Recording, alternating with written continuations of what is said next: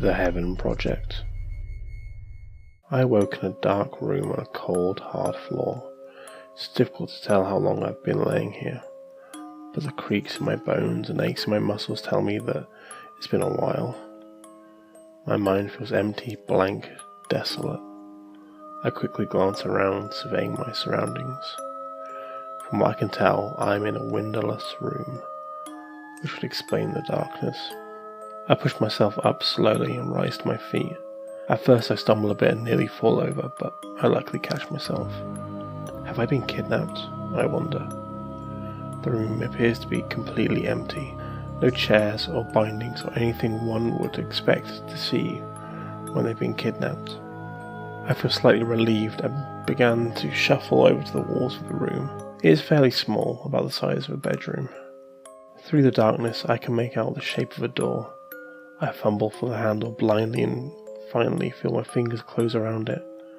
I flinch a little at the handle's icy coldness, but nonetheless attempt to turn it. Nothing. Damn thing won't budge. Pain suddenly shoots through my skull like a bullet.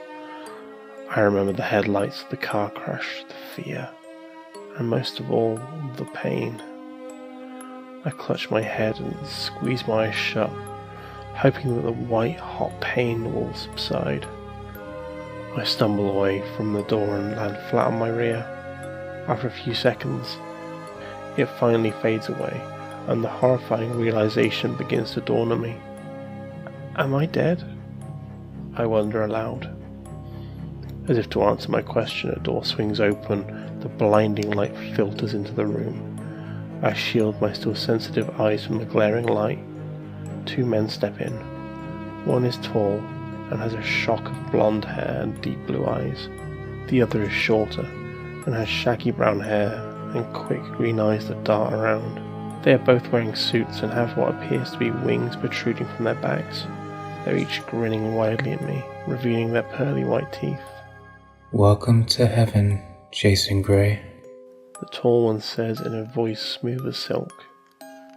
Heaven? I ask. The angels nod, their grin still present. I lose myself in thought. How did I get to heaven? I wasn't a particularly bad person when I was alive, but I wasn't religious either. Why am I here? I asked, confusion clearly written on my features. Because everyone goes to heaven. Hell is just a little lie to push you in the right direction. Ultimately, everyone ends up here. The tall one explained calmly. It seemed as if he had to explain this to people a lot. We're here to take you on a tour of heaven, the shorter one said, bouncing up and down in excitement. A tour? I asked, standing up once again. Follow us, the tall one says, striding out of the room. I notice as they turn their backs that the wings are stitched on. The sutures appear to be sloppy and rushed, as if the patient was moving around a lot during the procedure. What kind of place is this? A bright white light floods my vision as I exit the room. I quickly turn around and see that the door I had just come through was gone, vanished, as if it had never existed in the first place. The short one giggles a bit at my bewilderment and motions for me to follow. Turning my gaze forward, I can see a factory of sorts. There are other angels dressed in work clothes, pushing carts full of lumpy objects everywhere. It is difficult to tell what the objects are. I see a quite pretty female worker push a cart nearby me. Her hair is the shade of an autumn afternoon and her eyes are like sunlight shining through a glass of whiskey. I flash her a quick smile and she turns the smile back. Oh God, her face. Half of her face appeared to have been burnt off. Her teeth and gums are clearly showing. Pearly white bone with glistening pink flesh encasing them. It appears to be the only part of her tortured face that isn't marred. I quickly avert my eyes from the grisly sight, choking back vomit. My guides take no notice of my repulsion. Or if they did, they didn't show it nor care. What exactly is this place? I managed to choke out. Heaven, they both reply in unsettling unison. I shake my head. No. It's supposed to be all pearly white gates and cherubs, right? My guides both look at each other, as if they're the parents of a child who's asking why the sky is blue. All will be explained soon, Jason. The tall one said. Their ever-present smiles are beginning to unnerve me even more. I would answer them if I wasn't so occupied with choking down my own stomach acids. I continue following them because that's the only thing I can think of doing right now. The more I look, the more the shapeless objects in the carts are beginning to look human-shaped. No, it can't be. But then again, it wouldn't be surprising at all in the midst of this chaos. A million questions raced through my mind, but my lips couldn't form the words to voice them. My terrifying guides led me through seemingly endless hallways that twist and turn like an impossible labyrinth. I searched for any landmarks that would give me a clue as to where I am in the event that I would need to flee. But they all appear to be the same colourless halls with exactly 7 doors. I absolutely wonder how the angels find their way around here. The 2 angels suddenly stop in front of a door. There's nothing special about the door. It looks the exact same as all the others. The short one grasps the handle and holds the door open for me. Peering inside, I can see what appears to be a surgical table, complete with a tray of all the instruments a surgeon would need. My eyes drift to a pair of wings that are hanging on the wall from a hook. Putting 2 and 2 together, I quickly jerk back. No. I sputter, backing away as quickly as humanly possible, until my back hits the wall. Backing out isn't an option. The tall one says. He grasps my arm firmly and begins to pull me forward, my feet digging as best as they can into the slippery floor in an attempt to stop myself. His friend is still waiting by the door patiently. It appears as if they've had to deal with this many times before as well. As much as I try to fight my way out of the tall angel's crushing grip, I still find myself inside of the room. The next thing I know, the short angel is at my side and helping the other ease my protesting form into the surgical table. I thrash wildly against the leather straps, but to no avail. Let me go! I screech. Please calm down. All will be explained now, Jason. The tall one states in a somewhat hollow tone. Go to hell! I yell at him through gritted teeth. I'm afraid I cannot do that. We've already explained that there is no hell. The tall one says calmly, his nimble fingers carefully selecting a scalpel. Ooh, can I do it this time? The short one squeals. The tall one rolls his eyes at him and reluctantly hands him the scalpel. Try not to mess up like last time. He warns. Last time? I wonder, my eyes going wide with terror. The short one giggles like a child and begins approaching with the blade. He props the surgical table open and opens up a slot that gives him access to my back. They really did plan for this. You see, Jason, you have been fortunate enough to be selected for the esteemed job of being an angel. The tall one explains. I can feel the short one beginning to slice away my shirt. But why me? I'm not even religious. I don't even believe in any of this crap, I protest. The short one begins making precise incisions near my shoulder blades. I flinch at the pain and grip my teeth to prevent a cry from escaping my lips. And that is exactly why you've been selected for this role. Because you never devoted yourself to God during your time on Earth. You must do so here. The scalpel bites deeper into my soft skin so that I can feel small rivers of hot blood beginning to trickle down my back. Those who were religious in their time on Earth have no need to devote themselves. As such, they finally get to fully become one with God, as they wished in heaven. The tall one continues. In the corner of my vision, I can see the short one taking the wings off the wall and bringing them over to me. He carefully picks it up and begins positioning it by one of the incisions. However, I barely took notice of this because I was too busy mulling over what the tall angel meant by fully becoming one. I was interrupted from my thoughts by the feeling of a syringe being inserted into the side of my neck. It's better if you're asleep for this part of the procedure. The tall angel explained.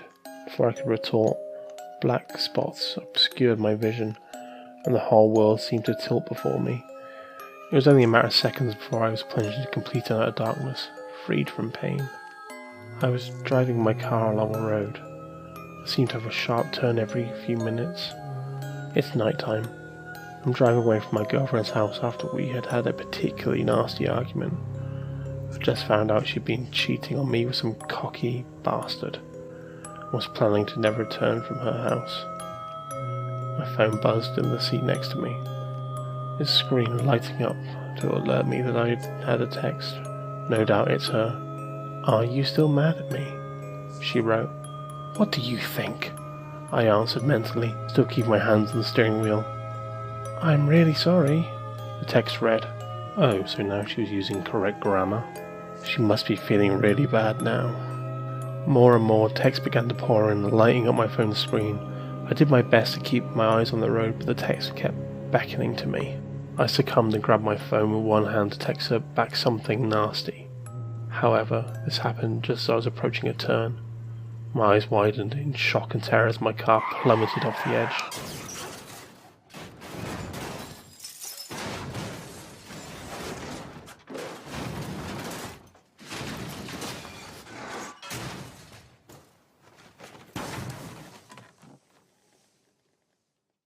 I clearly felt the dread and anticipation sitting in my stomach like acid before the world went black. I awoke with a start, my chest heaving and sticky with sweat. As the horror of my nightmare began to wear off, I became acutely aware of two heavy objects on my back. It felt as if my spine was going to collapse from just the sheer weight of them. I craned my neck to see what the objects were, only to be met with the grisly sight of two stark white wings protruding from my back. "Oh, you're finally awake." The all too familiar voice of the tall angel said. I did a good job, right? The shorter one inquired eagerly. His question was responded with a sigh and a resigned, "Yes." "How long was I out?" My voice sounded hoarse and foreign, as if it hadn't been used in quite some time. "Time is irrelevant," the taller one said. He walked over to the chair I was currently strapped into and carefully undid the bindings. "We're going to show you to your job now. Follow us." I rose in my chair, wincing with the searing pain in my back this brought me. I could feel the sutures begin to bleed slightly, sending a trickle of warm liquid down my exposed spine. With heavy feet and shaky legs, I followed my guides, unsure of what else to do. They led me down the colourless halls that I still could navigate. My mind felt numb, probably from the pain blooming from the area around the wings. I could do nothing but follow them blindly like a dumb sheep.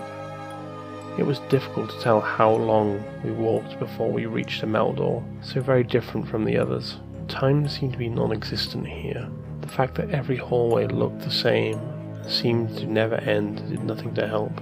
Without any flair, the tall angel opened the metal doors and held open for me. Despite his polite gesture, I didn't walk in. I didn't want to walk in, for in front of me was a slaughterhouse. Angels dressed in bloodied aprons toiled over, hacking off human limbs with bone saws. Wild. Artificial grins were stretched across their perfect faces. Some of them even hummed as they worked. Flecks of crimson stained their pearly white teeth. Some of them turned their heads to stare at me and gave me a wave. I tried to back up but found myself bumping into the chest of the short angel. He gripped my shoulder so tightly it seemed as if he wanted to break my skin. Go on. He sang, before shoving me roughly inside. Before I could make a run for it in the opposite direction, the metal doors slammed shut behind me, sealing my fate. I wanted to scream, cry, and crumple on the floor on the spot all at once, but my body remained frozen. It was like I was watching everything happen rather than actually being in the moment. The tall angel came back into my line of sight, holding out a pristine apron to me. "This is for you," he stated calmly. Knowing what wearing the apron meant I would have to do, I shook my head quickly and felt tears rising in my eyes. "No, please," I choked out uselessly. He shoved the apron into my arms and put on one of his own. It was significantly dirtier than mine, bits of viscera clinging to it. "Come on. We can't dilly-dally. We're on a very tight schedule." A tight schedule? I wanted to ask. Before I could voice my question, the doors on the opposite end of the room fell open. Everything went silent and still as a hunched figure shuffled into the room with the aid of a cane. He was an old man, with wrinkles riddling his face like countless rivers. The only sign of hair on his body was a long greying beard that nearly dragged on the floor. Dark crimson stained it, complementing his bloodshot eyes that slowly moved around the room. Although I was far from him, I could smell the pungent stench of decay emanating directly from him. His eyes finally met mine, causing me to freeze. I felt trapped by those all-knowing eyes of him which seemed to pierce my very soul. They were entrancing, in a sense, and I felt myself unable to look or move away as he started hobbling over to me. Jason. He rasped in a voice that sounded as if it hadn't been used in decades. I nodded, that being the only thing I was physically capable of doing. Welcome. He flashed me a smile, revealing his rows of yellowed, crooked teeth. Quite a few of them were missing. From this close proximity, I could clearly tell his breath was positively rancid. A terrifying thought shot through my mind. Was he? Yes, I am God. He stated plainly, answering the question that had been running through my mind. And this, as you've probably learned, is heaven. He laughed as he gestured to the macabre display around him. It sounded more like a wheeze than an actual sound of amusement. You're surprised, are you not? I nodded once more. He waved his gnarled hand nonchalantly, as if dismissing my confusion. Most are. Which is why I shall explain. He looked away from me and started pacing back and forth. As soon as his eyes left mine, I felt as if an enormous burden had been lifted from my shoulders. Tell me, Jason, why do you think I created humans? Speech had returned to me, and so I put it to use. I'm not sure, I answered lamely, feeling relieved to just hear the sound of my own voice. My mind raced to remember what little I had been taught in Sunday school, but only fragments came back. Adam and Eve, right? You wanted them to tend to the garden or something? He chuckled once more, albeit darkly. Not quite. Not quite. That's humans' interpretations of it. Think larger, Jason. Think beyond what you have been fed. I struggled to understand what he was getting at, but found that I was unable to do what he requested. I can't, I replied, simply, my voice strained. Of course you can't. He repeated almost immediately. Your minds have been engineered to work a certain way. And you can't change that by sheer willpower. He sighed, not in a particularly sad way. This may help. Why do you raise pigs? I was a bit taken aback by this and furrowed my brow. To eat? He smiled and nodded at the ground. Yes, exactly.